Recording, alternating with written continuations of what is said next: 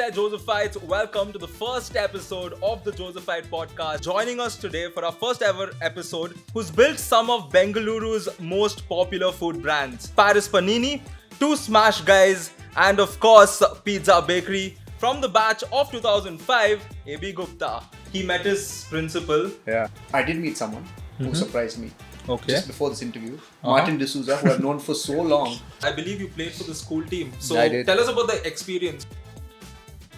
The sheer level of competition, the competitiveness that I continue to take forward in life was instilled in St. Joseph's, like without a doubt. And then like 300-400 people chanting, our those slogans that we had.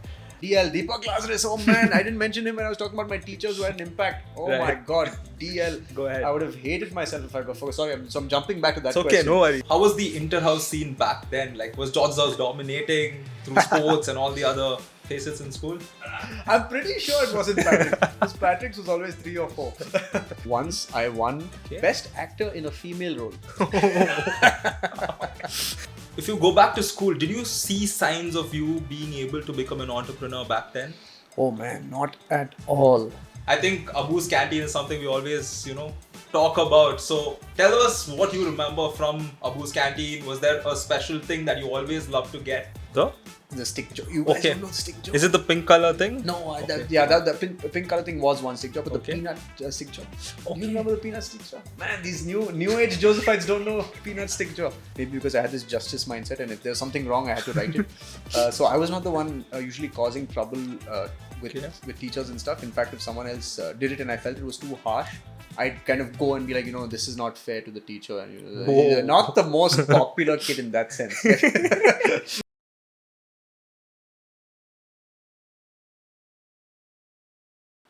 Hey there, Josephites. Welcome to the first episode of the Josephite Podcast, brought to you by the Old Boys Association of St. Joseph's Boys High School. My name is Ryan James, and joining us today for our first ever episode is a young entrepreneur who's built some of Bengaluru's most popular food brands, from the likes of Panini to Smash Guys, and of course, Pizza Bakery. From the batch of 2005, AB Gupta. Thank you. Nice to be here. Thank you, Ryan, for that wonderful introduction. So, welcome, AB. Thank you so much for coming here. Please tell us, how has life been so far? So, thanks for having me. Firstly, it's just walking through these corridors and getting here to this new fancy OBA den, I'd like to call it. It's not so much of an office anymore. Is really cool with all these, vintage artifacts around us. It feels great to be back. And I'm so glad I bumped into Father Michael John outside. What a coincidence. So yeah, I'm very happy to be here and love to have this chat with you. I think it is such a typical school thing for AB. He's come back after so many years and immediately he met his principal. Yeah. I think one thing different is that you'd not get punished or anything, right? It was a good conversation. Yeah, I think that's the first time I've hugged him. Because usually, he was this mystical figure, right? You don't want to get within like 18 inches of him. So it's like, so you always kind of, we used to be so nervous. Even in happy times, like saying good morning to father and stuff, you always kind of keep a respectable kind of distance. And today he was just so warm and kind, and he hasn't aged a day. That's what shocked me the most. He looks even fitter than he was 20 years ago. I know. That's really cool. So, maybe I'm sure you've heard of something called the Mallu radar, right? So, I think just like the Mallu radar, there exists something called the Josephite radar. And I felt the very same thing the moment I interacted with AB for the first time. Oh, wow. So, AB, I think your entire persona just spills, Josephs all around. What do you have to say about that? And have you come across, Josephites who actually surprised you? You're like, whoa, you're Josephite. No, you're right. You're absolutely right. I think, we've developed a certain culture, a certain way of interacting with people, certain personality styles that bind us all together. That's what kind of makes us Josephites. It's not just a word that we all kind of unite over. So right from St. Anthony's, being around that environment, that convent school sort of upbringing, we share those values, the way of talking, that Bangalore mixed with Joseph's style of talking. It's slightly anglicized, but also very local. Correct. So, we all share that, that amongst us. So it's quite easy. Like this Josephite radar is a real thing. And every so often I do meet people who I'm like, dude, did you go to Joseph's by any chance? And they'll either say yes or they'll say, or they'll say, I went to a similar convent school, like I went to Baldwin's or something. So there's always something that you can kind of connect each other by. I did meet someone who surprised me just before this interview, Martin D'Souza, who I've known for so long. I've known the guy for over 10 years now because we both, musicians. I used to sing in school, and then after that I started singing professionally as well. So Martin and I used to keep bumping into each other pre-gig, post-gig. Sometimes we performed at the same places and stuff. And today he was just standing here and I'm like, what the hell are you doing here? I had no idea you were a Josephite. So yeah, he does not strike me as a typical Josephite. I don't know what you think, but but he was a big shock today to see him here. I think I'm laughing at this because Martin said the exact same thing About me? About you. And I think this is what we want to bring out through this podcast, especially these amazing individuals who are so inspiring. The fact that they are Josephites, the fact that they walk through these same halls, and each and every one of you all are true inspirations. And thank you for always inspiring all the young Josephites out there. Oh, I'm glad I'm a source of inspiration. I'm still very young. I like to think, at least. Not as young as you, Ryan, but I'm glad to play some part in a person's development.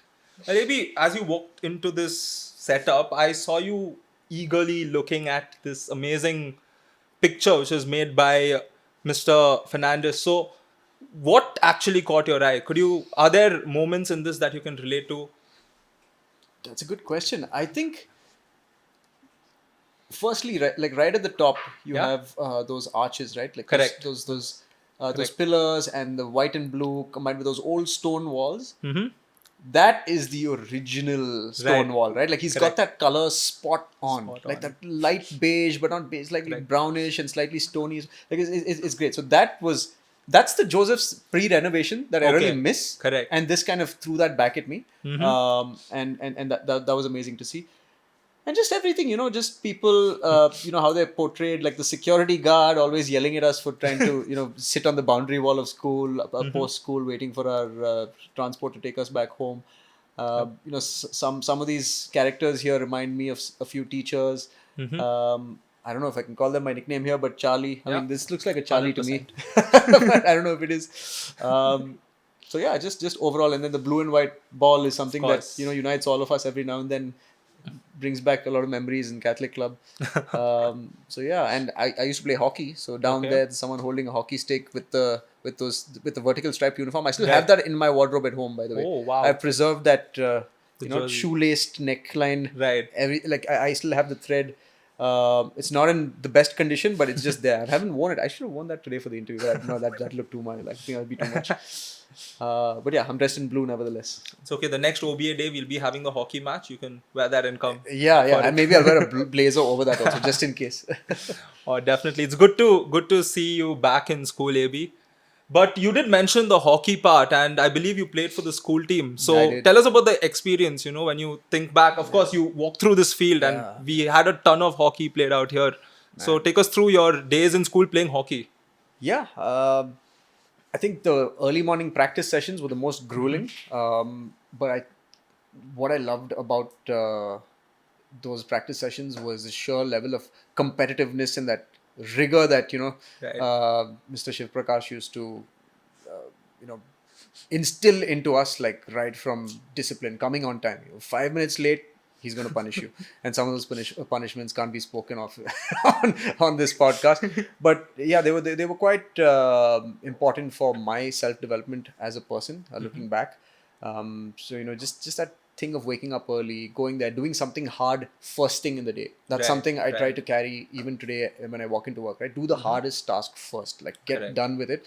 And then when you do that and you get that slight dopamine hit of, I achieved something in the first 2-3 hours of the day. I challenged myself and I pushed my mind to finish something that I've been pushing off for later. All of that sort of, these sort of habits that I'm using today are in some way related to the discipline that was inculcated through all these routines that we had in St. Joseph's, whether it was hockey practice in the morning or strategizing for a tournament, teammates, camaraderie, how to be a leader. All of that stuff was super important. And I think the fondest memories are just the sheer level of competition, the Right. competitiveness that I Right. continue to take forward in life was instilled in St. Joseph's, like without a doubt. Beautiful. I think now that you've brought up hockey, I think every Josephite relates to hockey one way or the other, whether you play it or not. So why don't you tell us a bit more about the tournaments, whatever you recollect? Which school were your pro rivals when it came to hockey? Of course, Centenary Shield and Yeah. all of the tournaments. Yeah, yeah. I think I don't know how it's changed today. I know that I keep getting the updates on the WhatsApp group. I know we're still winning a lot of a lot of our hockey tournaments. Of course. Yeah, which is great after so long. Right. The tides haven't changed towards another school. Back then, though, St. Germain's were Right, of our course. main rivals, and those were some violent encounters. Literally, sometimes because kids in the stands would start like Right. beating each other up and stuff. But that's how much passion there was. Violence aside, there was a lot of positive competitive spirit as well. So I remember those matches. I used to be nervous. Okay. There's just the expectations, and then like 300-400 people chanting, our Correct. those slogans that we had. It was just nerve wracking, but all of that, puts you on a stage at a young age, 13, 14, 15 years old. Correct. Handling that kind of pressure. So that later in life, whenever I got up on stage, I've done a lot of professional singing, or whenever I got up to speak at an event as a business person, that kind of seasons you Correct. as a performer, as someone who is able to handle pressure, take it on, and still perform regardless of it. So I think those were my fondest memories. St. Germain's finals and semi-finals were, I think, character building. Okay. That's what I remember. And I think just more than that is the rituals, pre-match, how we'd all hold hands, the Correct. huddle. Those are the things I remember more than the game itself. Win, lose, it's all good, right? You're 14, 15 years old. I just realized, those wins and losses were meaningless, but it's just your teammates and how you adjust with each other, how you lift each other up, how sometimes you have to get substituted and let your friend come in because you're not Right. performing well enough. Right. So you have to indicate to the coach that, maybe it's time for you to come off. All those small things teach you a lot in life, and I'm glad to take that forward. It's good to see you've had so much of those small factors which Yeah. culminates to a person while growing up, especially. But AB, now that we're talking about sports, you were also the vice captain of St. George's House. So I'm sure you had to go through a lot of responsibilities while living up to that. So how was the Interhouse scene back then? Like, was George's House dominating through sports and all the other facets in school? I think it was, and even I don't remember who dominated that sports day actually.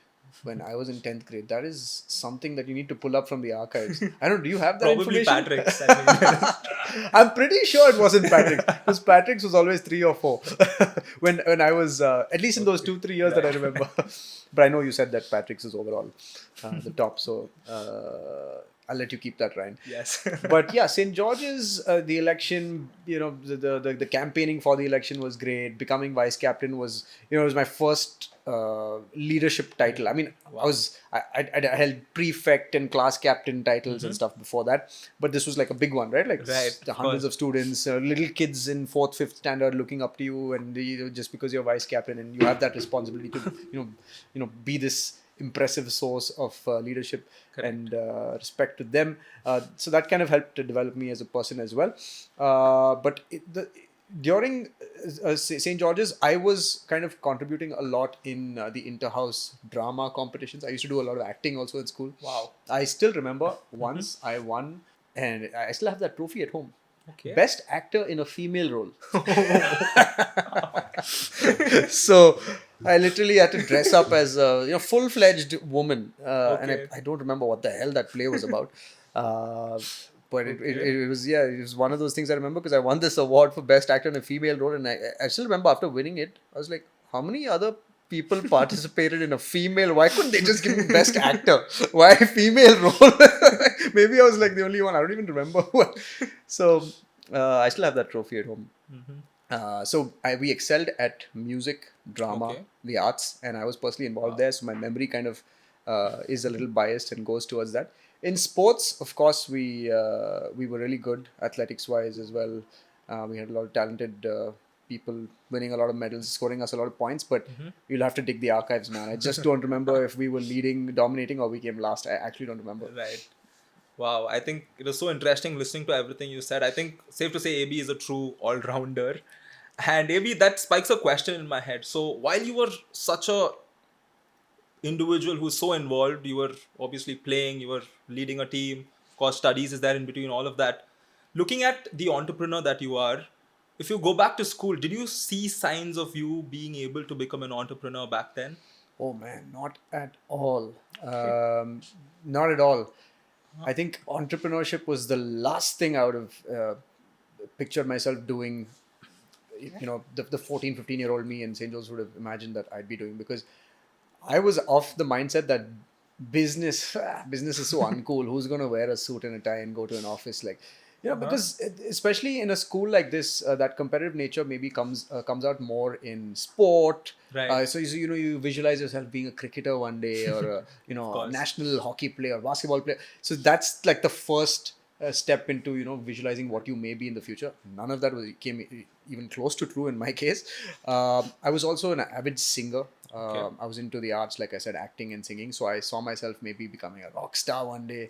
Okay. These are the kind of visualizations I had. But businessman, if you told me that, I would have scoffed at you. Like, dude, Ryan, you must be smoking something. There's no way I'm gonna do. I'm gonna do business. I'm cut out for something more than that. And yeah, business struck me much, much later, man. This was like in the middle of university when I was, I think, 18, 19 years old is when the business bug kind of bit me. And it goes to show how much upbringing also matters, right? Because my dad was an entrepreneur. So he was always not, starting things. He had a travel agency. He ran a construction company. Not that I was ever too interested in anything that he was doing at that age. But somewhere it was embedded and it kind of got unlocked when I was 18, 19 years old, but not in Joseph's.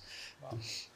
I think that's a very important part of your life, right? You often have to decide what you want to do. And I think AB is a true example of, if you decide something in school doesn't mean, you have to go that line. You can still make it big without following those lines itself. But AB, now that we've established the fact that, you're an entrepreneur, you're into the food industry. Speaking of food, I think let's go back to school.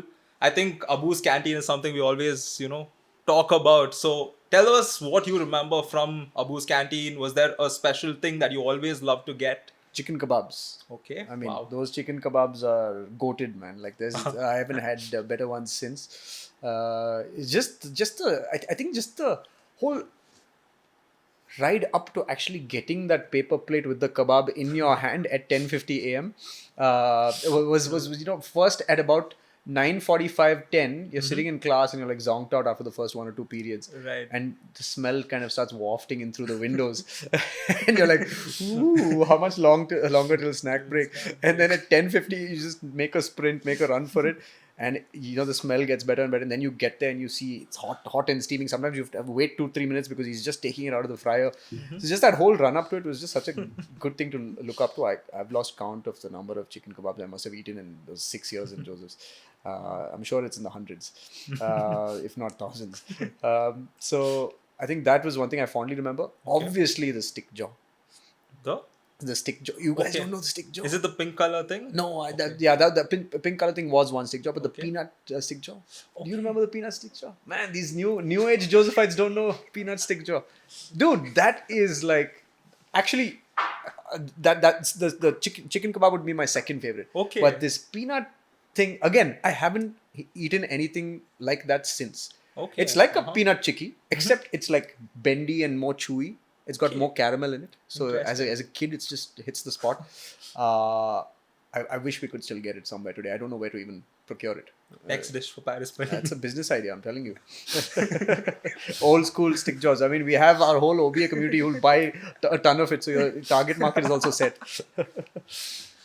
Oh, well, it's really cool to learn about some of these items that we never got to experience. Yeah. But while we're still on the same line, were there certain joints outside of school that you and your batchmates would often go to? It can be, after a regular school day or even after a match. Was there specific spots around Bangalore? Ooh. Yeah. There were. We used to like a bunch of us used to like going to Amoeba, playing video games and bowling. So that was one thing that we used to do. The Church Street one? The Church Street one. Okay. Yeah, it was there. Wow. It was there. And as I was saying it, I was just realized, wow, Amoeba's been there for that long. They're renovating it now, finally. Yeah, finally being renovated. So yeah, I think we used to do that. That was, I think, 1 or 2 bunks was spent in Amoeba, from what I can remember. Uh-huh. What else did we used to do when we bunk class? Nothing special, because the pocket money was not very extensive. So it was usually just like walking on the street, going into like ice and spice, Okay, yeah. which is now truffles. Now truffles, yeah. So ice and spice, we kind of pull in and I'll get some fries and a burger. Right. Being very afraid because that thing is like right on the footpath practically, right? So we are in our uniforms, being very afraid to get caught. Quickly run back into a school before the end of lunch break. I think those are the 2 things that come up. Well, I heard you say bunk, so why don't you elaborate a bit more and tell us? Yeah. Now, of course, you're not going to get punished, nothing to worry about. So you can tell us what were the ways you'd bunk school? Were there pathways? Because a lot of seniors have told me there are secret ways in and out of school. I still haven't figured out any. But Josephites now, you know how much security is there, so don't try it. AB is going to tell us how it was back in 2005. No, it was really hard. And this was chess, not checkers.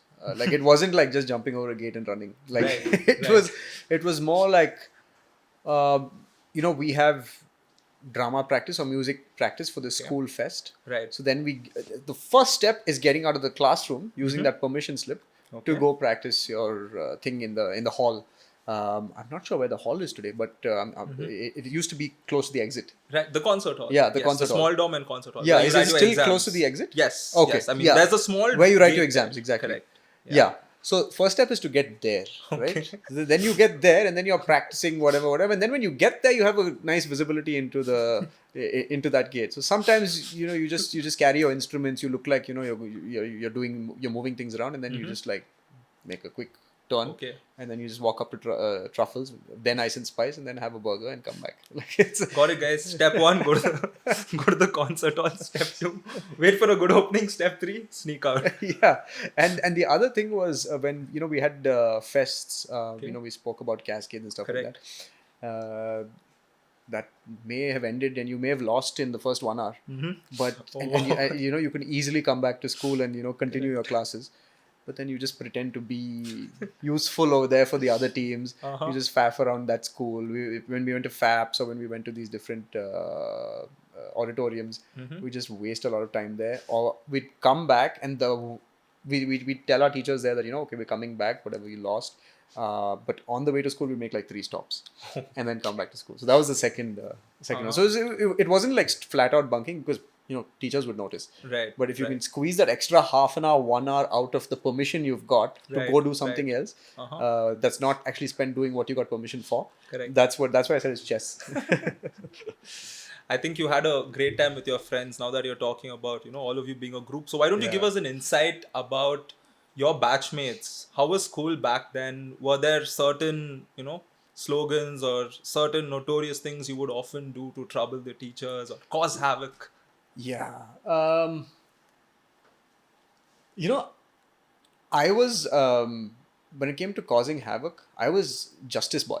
Like for some, I don't know where that, maybe that's why I kind of held a leadership role. Kind of every year, like right from 5th standard, I was either class captain or prefect, and there'd always be these mini section level elections, right? So I'd always be one of the two. Maybe because I had this justice mindset, and if there's something wrong, I had to write it. So I was not the one usually causing trouble with teachers and stuff. In fact, if someone else did it and I felt it was too harsh, I'd kind of go and be like, this is not fair to the teacher. And you're not the most popular kid in that sense. But if it was playful and it was like, for lack of a better way to say it, like a PG-13 or like a simple prank, I'd happily participate as an audience member, but the more gutsy, bold guys would do the deed. I still remember there was this one guy, his name's Suraj, great friend of mine. I haven't met him since. I don't know if he's going to be watching this, but he, like you talk about pushing things over the limit, right? This one time he burst a cracker in class.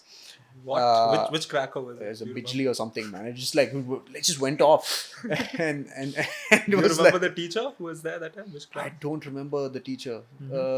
But it was some class that was anyway everyone's just like fooling around, SUPW or something like that. It was not a class where there was any teacher that was too scary and you were too worried about missing the lesson. You're anyway not paying attention to SUPW, right? That was our that was very common back in those days. And this guy decides to burst a cracker, and Okay. I didn't think he'd actually do it.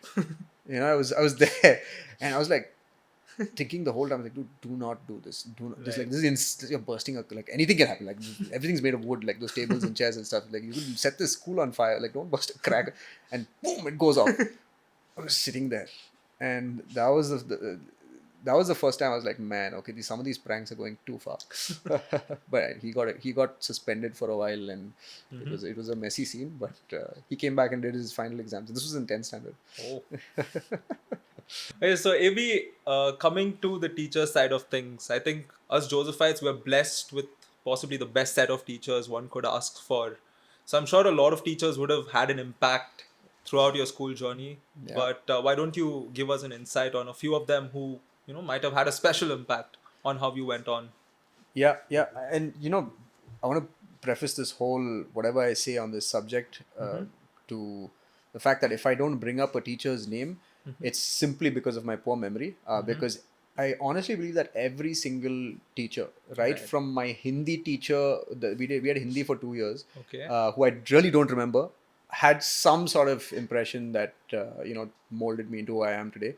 So yeah, props to every single teacher because they all held such good values. They were such good people, and we were such brats.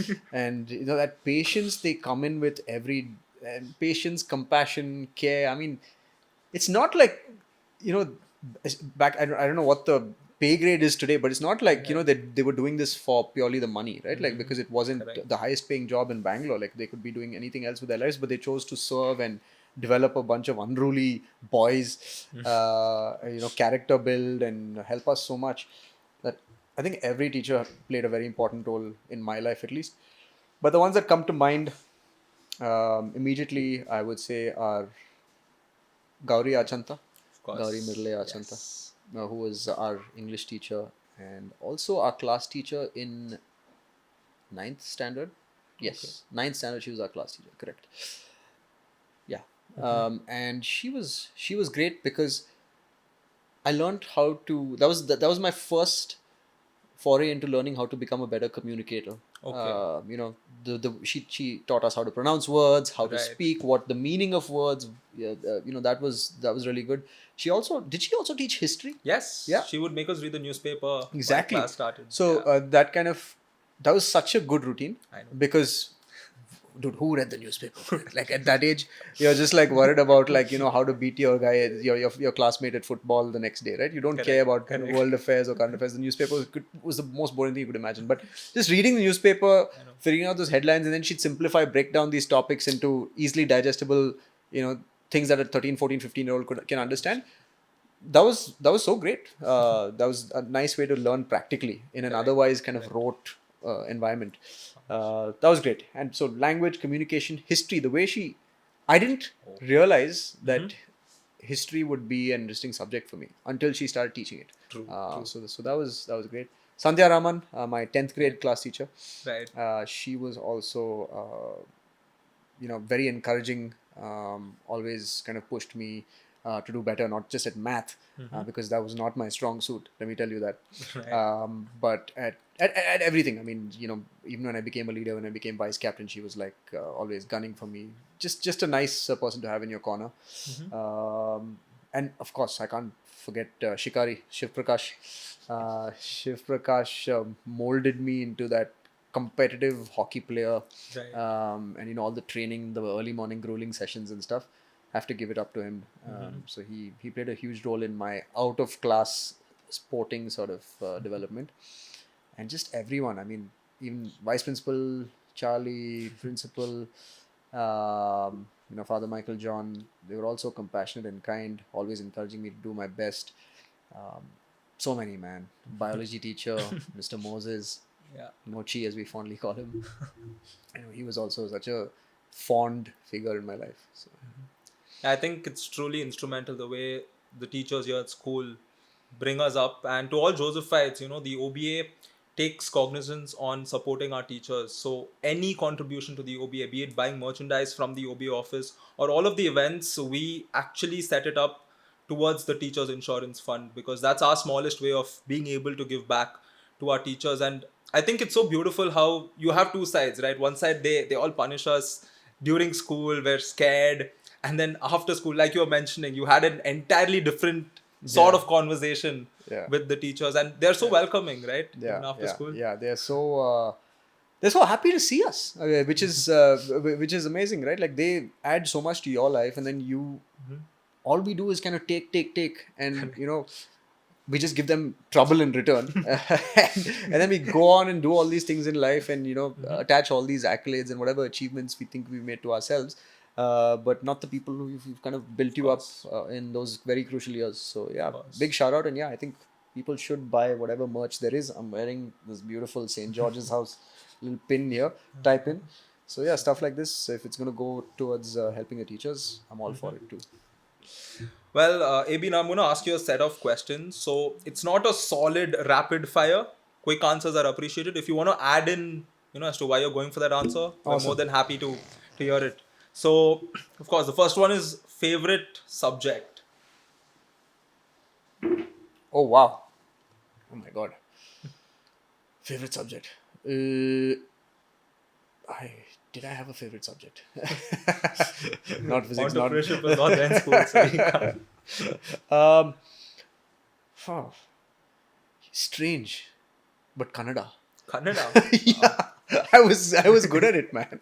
I don't know why I was good at it. Yeah, I just use a lot of Kannada in my day-to-day life at home and stuff. I'm not Kannadiga, but I was just good at Kannada, so I kind of enjoyed it. Yeah. Good. You're less likely to get beaten up. Yeah. Exactly. I speak good Kannada till this day, and it's my favorite subject. What game you would always play during PT? Ooh, football. Yeah, Okay. football. Even though I played hockey for school, I wasn't good enough to get into the football team. But Okay. for some ironic reason, which I'm realizing now, why the hell did I always play football then? Football, man, always. Interesting. One house that you would say was your rival, or it can just be a house that you don't really like much. David's. Yeah, those yellow.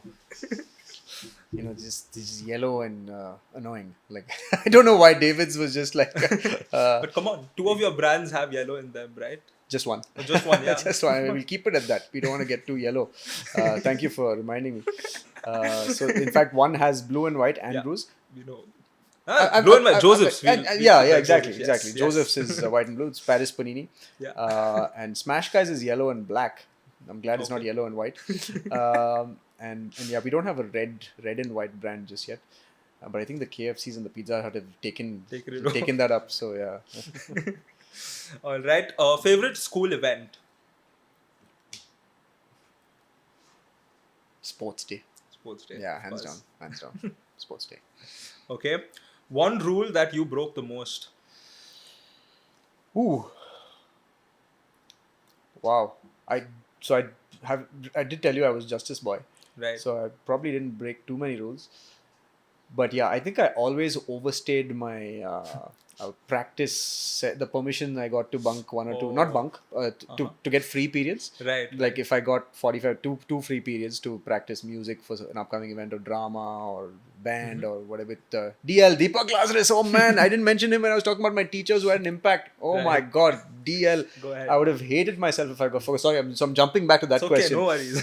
And I know this is rapid fire, but this is alright, it's going okay. off into a tangent here. But yeah, DL played a big role in my development. Like he really encouraged me to sing. He always put me front and center.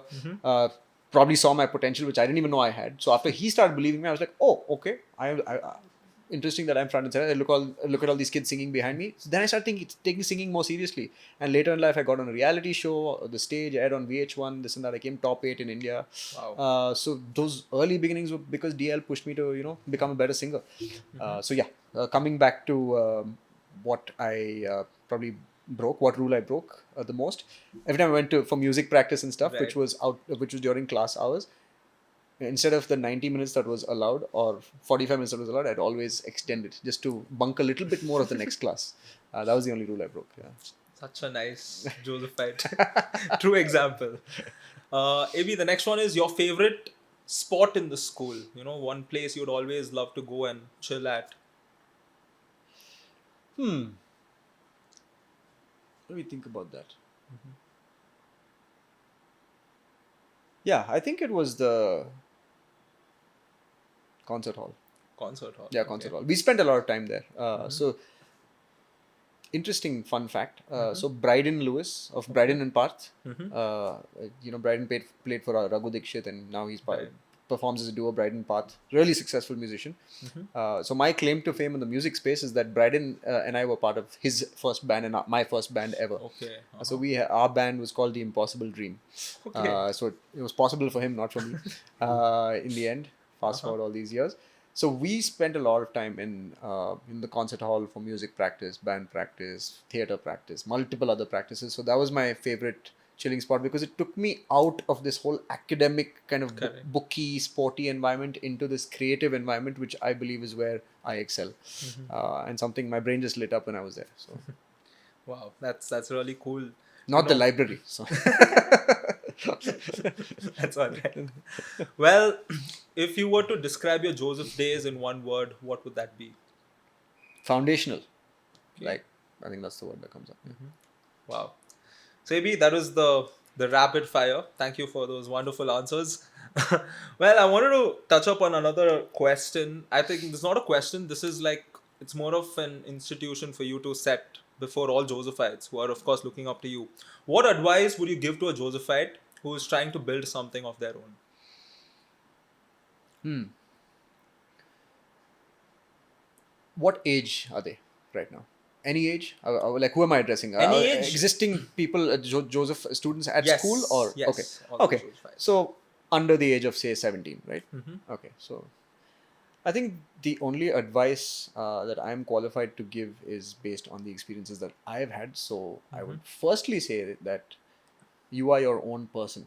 So you will hear a lot of advice in your life, including what I'm about to say, and give you my own piece of advice. Pick and choose what works for you.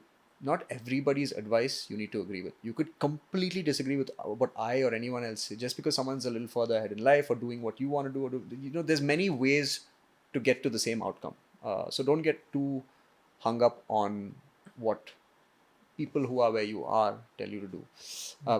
People who are where you want to be tell you to do. There's a lot of ways to get there. So use you are your own person. So use your own creativity and your own instincts to drive yourself towards that goal. And if that goal is creating something, building something, whether it's a company, whether it's a band, whether it's a piece of art, whatever it may be, get into the habit of actually completing things, because nothing will give you that drive to keep experimenting, to keep doing, as completion will. Completion will lead to confidence will lead to some drive, and drive will lead to you experimenting more, because before you end up with a masterpiece like this, you'll have to do about 20-25 pieces that doesn't really go anywhere, or it's not very good. But the fact that you've completed those 20-25 pieces shows that you're well on your way to one day hitting something like this. And this goes towards business as well. You're not going to start a company right out of college or school and then succeed immediately, right? I had failures too before the F&B space. But if you start hitting completion, then you will learn a lot through trial and error, and then you will eventually keep sharpening your saw, and that will become your best tool to build whatever you want to build. I think that was one of the best set of words I've heard, AB, and thank you so much for being an inspiration to all Josephites. I think each and every Josephite has so much to learn from you, and thank you for keeping everything so conversational. I think even on social media, you make it a point to keep it conversational Yeah. with your audience. And I'm sure now if Josephites come up, I think you'll give an extra attention to detail. Yeah, absolutely. I think from the day I started posting on social media, posting my day-to-day life and work on social media, the one thing I wanted to make sure is that it's not too rehearsed. Right, I of wanted to be course. very real and raw, and show people what it is like to build something, create something, run something, manage something. So yeah, I'm glad to be of some source of inspiration to the students, both existing and past. And thank you for all these wonderful questions that I get to answer. I think all Josephites, you can now go to Paris Panini, say you're Josephite, and they get a discount. Yeah. You get a discount only if you know the secret code, which I may not reveal right now. Well, maybe one final question. Our beautiful motto, faith and toil. Why don't you tell us, looking at your life today, how much does this three words resonate in your current life? You know, obviously it'll seem like I'm just saying this because we're sitting here in this environment, and then I have to create some story about how this still impacts my life, and it might come across as a little disingenuous, but I kid you not, these words I have repeated it several times to various people, various important people in my life over the last 20 years since I graduated. Faith and toil are like, it is the most simple and complete phrase for life. Like it in terms of how much meaning it carries. Because to do anything, like earlier you asked me a question of creating something, right? Like to do anything, you first have to believe. Right. But believing is not enough. You have to complete, like I said. So you need to get into the habit of completion. Completion is not easy. Most people just fizzle out along the way. Like even if you say you want to learn the guitar, right? You're a kid in school, you want to be cool, you want to impress the girls, you want to learn the guitar. Try learning the guitar. It is a pain in the butt. I've done it many times. I put the instrument down, then I never got anywhere. But eventually, somehow I picked it up, and then somehow, like fourth try, I actually completed learning it, and I'm a decent guitarist. So you need to have the self-belief that you want to become a rock star, you want to impress the girls, and then you're capable of it, and you want to do it. Pick up the guitar with all that self-belief, but then toil hard, because it's a hard instrument to play, and that's a metaphor for anything in life. So I've actually carried that through my life. I actually think about that a lot. It's not, and my mom, in different words, she never used the phrase faith and toil, but she's like always say, dreaming is not enough. You have to do, right? And that's essentially what faith and toil is. Like dreaming is fine, having faith, believing is good, but the toil is important to go hand in hand with it, and it's kind of governed the way I think about anything. Today, if I have a new business idea, and you get excited, ooh, new business idea, you think you're like, you've come out with something that no one else has, right? But everyone's come out with a business idea. It's the easiest part to do. So believing in yourself also a little easier to do, but toiling hard and completing the equation is hard. So you need to have faith, you need to have self-belief, and you need to toil hard, work hard for it. So this is probably the best motto I've ever come across ever since. It's like no company, no brand, no school has a better motto than this. And it's something I will carry with me till the day I die, without a doubt. Like the Latin thing is what? Like fide et labore. I don't know how you actually say it. But yeah, it's something I'll never forget. Beautiful. Spoken like a true Josephite, and it goes out to all the Josephites out there watching. AB, so thank you so much for taking time and joining us. We do hope that you continue to do surprise check-ins here in school over the next many years. Yeah, but we are truly happy that you took time to come in, have this conversation with us, and also speak to the larger crowd of all the Josephites and everybody else watching this. Awesome. So happy to be here, to be back in school, and thank you, Ryan, for thinking of me for this first episode. It's truly an honor, and faith and toil. Thank you so much to all our Josephites for joining us on this episode of the Josephite Podcast. We have plenty more of such episodes coming your way with a lot of former old boys from our school. Stay tuned.